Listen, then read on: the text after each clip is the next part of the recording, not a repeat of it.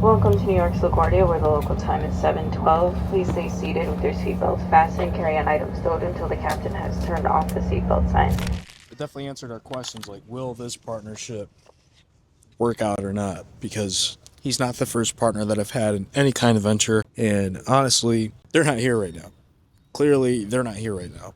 And Dave still is, but it was a lot more than just can we communicate, can we collaborate? For once, somebody finally understands where my headspace is at.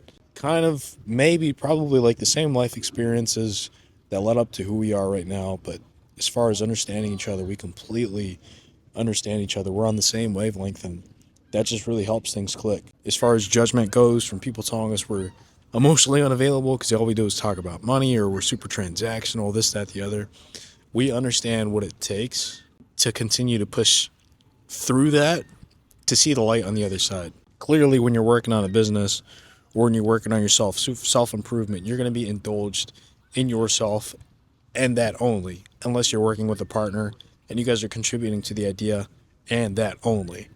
And only so many people understand that. Honestly, the biggest struggle, really, and it's not even a struggle, but just what comes with the game, is the filler days. The filler days can be such a pain in the ass and super uneventful, super boring.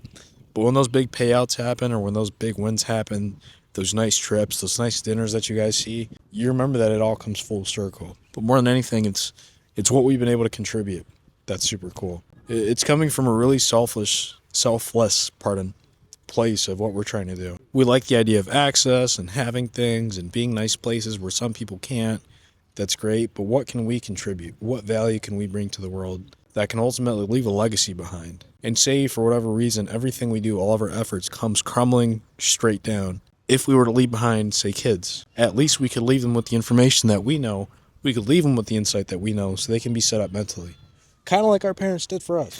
On top of what Jesus was saying, we now have this camera. We now have the ability to record, upload this stuff, so our kids will be able to see this. They'll be able to see us in every single, fraction of time, whether it be now or when we're already set, cruising in our Astons, wherever we end up. And as a side note, one of the fun things, it was one of the new things that I experienced with Jesus. Now when we go to certain restaurants, we don't even get handed menus. We get greeted, seated in a booth or in the back, away from everybody else. It's nice. And it's nice. Not only that, but being around people that know what they want, it just comes clutch when you guys are going out to eat. Because everybody knows what they want. They've all been to the place before, ready to order, sit down, boom, boom, boom, boom, and get straight to business. It's rare that we sit down and fuck around and have dumb conversations, killing time. That's pretty rare between us. It's mainly, all right, we have time to be working together in person, and what can we get done? And how soon can we get this either uploaded, or how soon could this make us money? And not one more thing, there's a bunch of things, but one thing that really makes this partnership work is that people get so bored of just doing the same thing every single day and talking about the same things every single day. We don't. This is where our fulfillment comes from. This is where our purpose comes from. So I have no problem showing up somewhere, whether it's super late, whether it's super early, whether we have to talk about the most boring topics. This is exactly where I get my fulfillment from. Just being progressive, figuring out new ideas, figuring out new ways to contribute to ourselves and to our lives. I don't know, man. I could never get bored of that. I don't think Dave could ever get bored of that.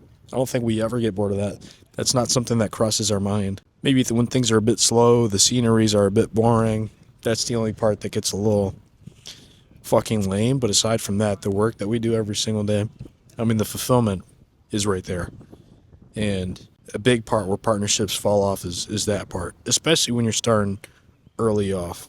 I think that's why a lot of relationships, a lot of partnerships don't even take off running, is because they fail at the start. A quick comment to that. Even though we have filler days, we still point out the stuff during the filler days. So we point out that it's a filler day, and we might, make a few comments, a few jokes. But then we're back to what can we do? And that's what I like about Jesus. It's we can goof off for 5 minutes, but then it's back on track. And it's hard to find people like that, because once they go off track, they ramble on for about half an hour. The rest of the day. The rest of the day. They just keep rambling on, and you're sitting there. You're just sitting there shoot, I could have got so much work done, but I was hanging out with X person or X people, and not stuff got done, money got wasted, and money and time. Time the most important, right? Because that's something you can't get back. Money you can get back, cool.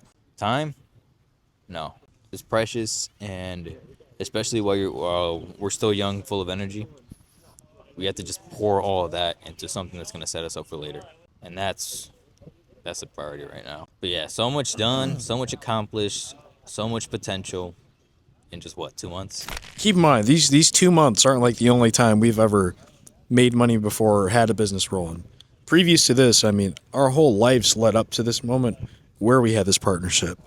It's not like, oh, we just had this grand idea, we became profitable 1 month, now all of a sudden we want to take over the world. No, this was years and years of scouting out different people to help you out, scouting out different opportunities. This was not just one thing that came about and suddenly things are starting to work. We are not new to this. There's things we're going to be new to, but the idea of having systems and processes, it's not new. You know what I mean? But yeah, this isn't just one hit wonder bullshit. Previous to this, we've been working on our own shit. Wherever I see it online or in person, I always get told, if you try to lone wolf the whole thing, it's not going to go your way for the most part. You might get lucky. You might be the one person that does lone wolf and gets it figured out. But for the most part, you're going to need a team. And that's what I struggled with growing up, finding people that I could work with, and it would be a team, not someone that's just there for shits and gigs or just company. No. I want someone I can bounce my ideas off with, someone that has enough experience in the world and about business that I can throw an idea from my angle and they can pitch it back to me in a different angle. When it comes to finding help or finding that person that thinks like-minded, I wasted so many years trying to find the perfect partner to help out in that sense. But honestly, what I figured out, what works best, is just keep going down the path that you're going down, and eventually somebody will meet you at the top. Because trying to scout for somebody that's at the bottom with you, dude, that's a whole crowd. That's a lot of people to filter through and a lot of time that's going to get wasted. As long as you continue on that path, somebody else is going to meet you at that current stage of life that you're at. So for me, I did take the lone wolf approach after I realized that all of these partners that I had were a waste of time. So I'm just going to continue to work on myself, continue to get my own proof of concepts, and somebody will meet me down the line later on. And so, first I got my own momentum, and then I added people to it. Something like that. Not only that, I had everything set up for working with people and getting stuff moving. I had the little corner office, the monitor set up, the laptop, the camera, the whiteboard, the overhead lighting. I had everything ready. I just needed Same here, isn't someone it funny? to pour. Yeah, I just needed someone that could help pour into the idea or any idea. We both had all the equipment. We had all the equipment. We just didn't have the other person. That's what I'm saying. Like, we have what, 1, 2, 3 cameras, which means we could have 3 different cameramen. We got plenty of mics. Plenty of mics. Plenty of everything. Just the other person to contribute to the conversation. Yeah. Everything else, I mean, Here's another thing, too. add on to it. One point when you realize what you have is not a business partner is when that other person just listens and listens and listens. You know how boring that gets? You know how non-productive that gets? You can't just have a yes man 24/7.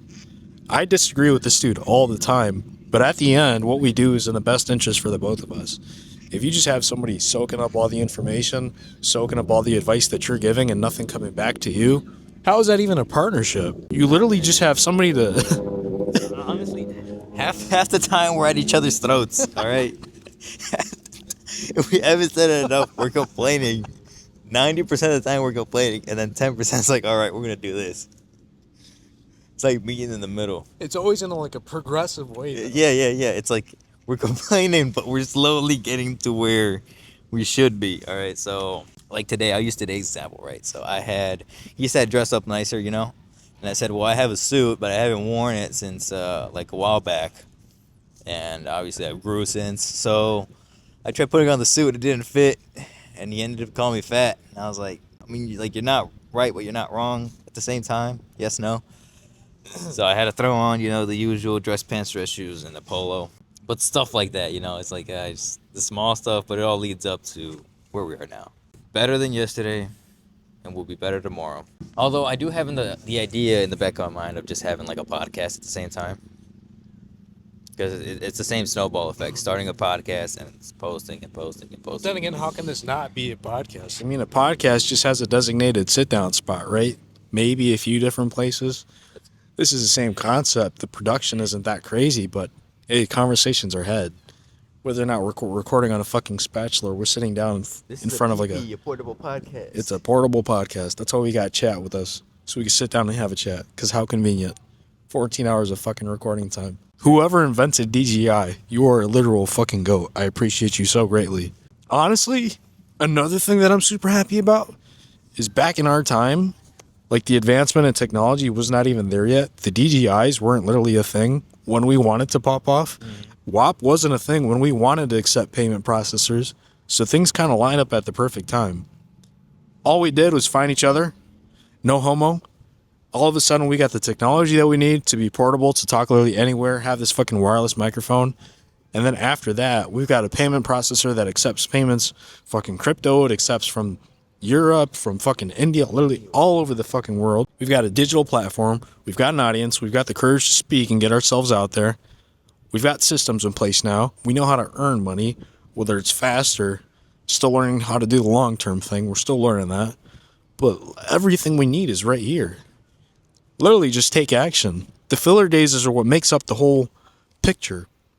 If you skip the filler days, you have gap days. When you have gap days, now you got to come back and fill up those days again. Yep. How counterproductive is that? Yeah, you can even throw in like a stock term. The gap has to be filled. The gap has to be filled at some point or another. If you're trading stocks also. So having to go back in time and then redo things, how inconvenient is that? Not only that, but with those gap days, you don't get that time back. Remember that time is a precious resource, and you can't get that back. For real. You can't. And our approach to, actually, I'll let you ramble on, because I was gonna ramble on pretty well. All right. I wasn't going to say much. I was just going to say, if you've ever listened to Tate before, he tells you that the universe is a very giving thing. It's just looking for people who are worthy to have these gifts. If you just put your head down and do the right things every single day, how are you going to get the wrong result? I've been fat, I've been fit, I've been skinny, I've been fat on purpose. I was fat on purpose. Now I'm working my way back down. Already down 20 pounds again. Y'all are about to see the fucking jawline pop. If you think I look like a fatty in the videos, just wait until I'm not. And then you're going to be on my like it always goes. Believe it or not, sometimes I gain weight on purpose just to see how people will treat me differently.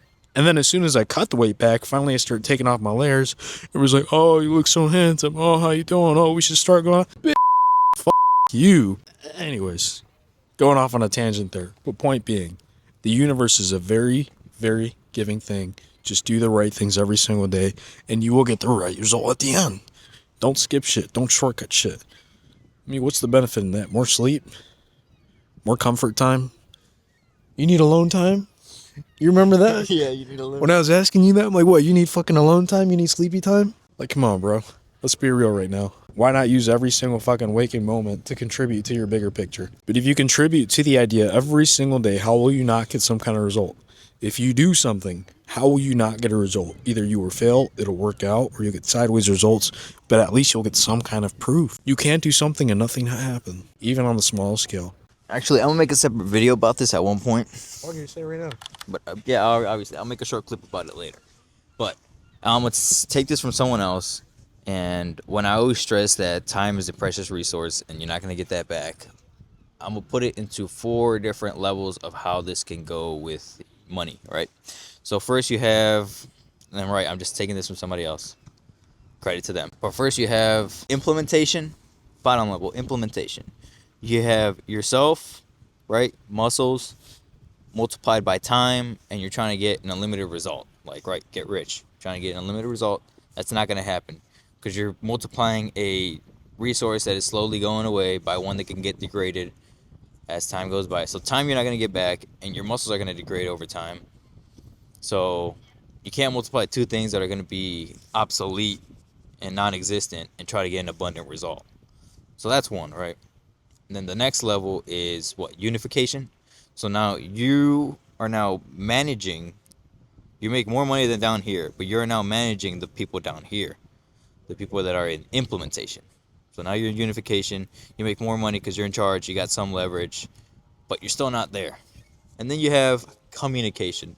So that's when we're doing stuff like this, using our mouths, using our voice, getting money from that. You have what, artists, singers, I want to say actors, anybody that uses their voice to command an audience and monetize it, that's communication.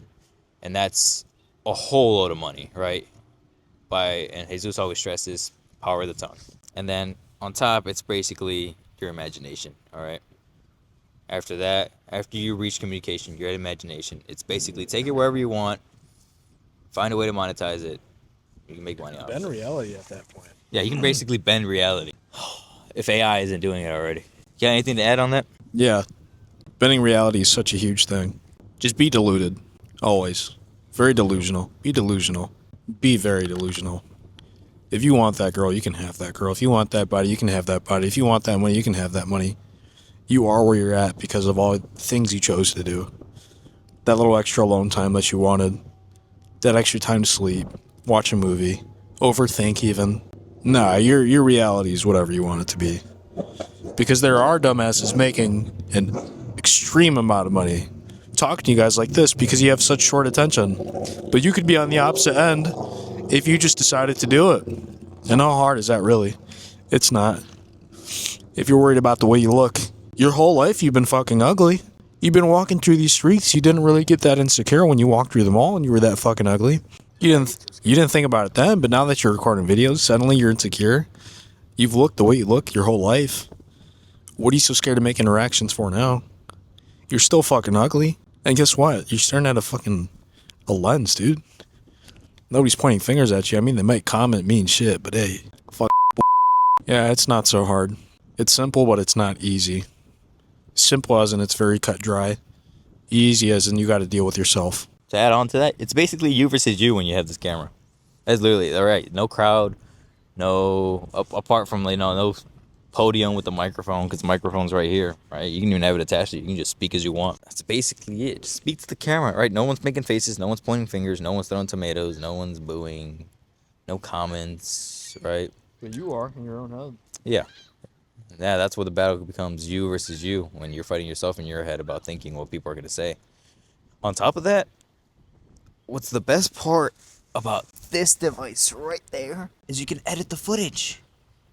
You can edit the footage so that if you do mess up like you would in a public, you can correct it here. Let's say you mess up, you take a pause, and you start from where you last left off.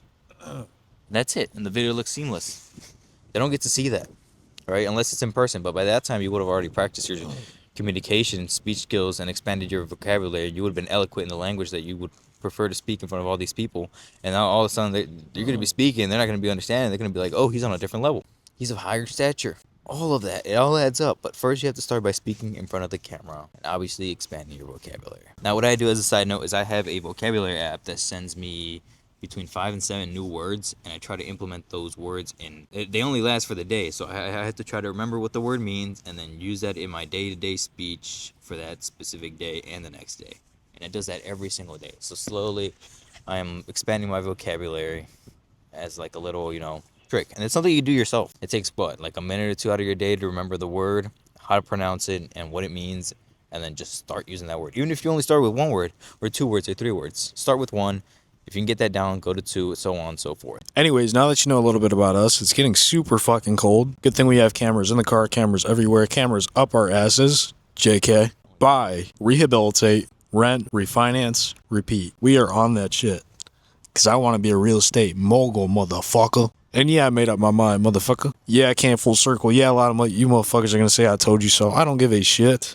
This is my timeline. I don't see you doing it, Mr. Coach. Pussy motherfucker. I don't see you doing shit, pussy motherfucker. What's the term? This is my world and you're living in it. This is my world, you're living in it. Hate it or love it, you watch. That's all you can do, pussy motherfucker. Unless I fail, that'd be kind of embarrassing. But hey, fuck it. There's no failing. There's no failing, because you're going to die, I'm going to die. Hashtag free will. Hashtag I'm a young punk, I'm 22 years old. Hashtag I broke 6 figures at the age of 18 years old. Hashtag now I'm trying to make 7. Hashtag suck on my Hashtag on Lemron and L. That is. You know, but for real, I'm excited for this opportunity. I really am. You guys gotta understand, man. Everything is super exciting, especially when you literally have nothing. I've been working since probably the age of 6, 7 years old, and that's not a joke.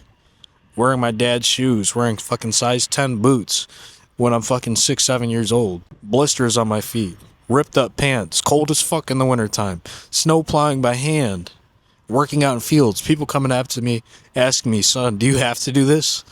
Like, are you doing this for fun or do you actually have to do this? Son, do you want to come inside? Son, are you okay? Is everything all right at home? Child Protective Services coming to school asking me if everything's okay. Like, you gotta understand, man. Everything is a shiny opportunity. We all have a sob story. I use it in a good way. I don't look at it as a sob story, bro. It's the reason I am the way I am. So progressive thinking. I love this shit. I love this life. I mean, I'm excited for the opportunity. I'm excited to document all of it. If you're anybody, nobody cares about your sob story. If you're a girl, nobody cares about your sob story. Unless they're trying to hit. And if you're a dude, nobody cares about your sob story unless you're another dude. But even at the end of that, they can be, all right, bro. Now, how are we going to spin that into a positive? Unless you're around some fucking loser fucks who like to dwell on shit all the time. But hey, those conversations get repetitive. They really do. If you have a conversation more than 2-3 times and it's not about being progressive, then you're definitely in the wrong friend group, my guy. I'd rather choose being by myself than being with the wrong people, truthfully. I guess I got to figure out what a good deal is, right? And then I got to figure out the method. But it can't be too simple. Worst case scenario, we go bankrupt, right? Worst case, Worst case. Best case? we get rich. See you in the next clip.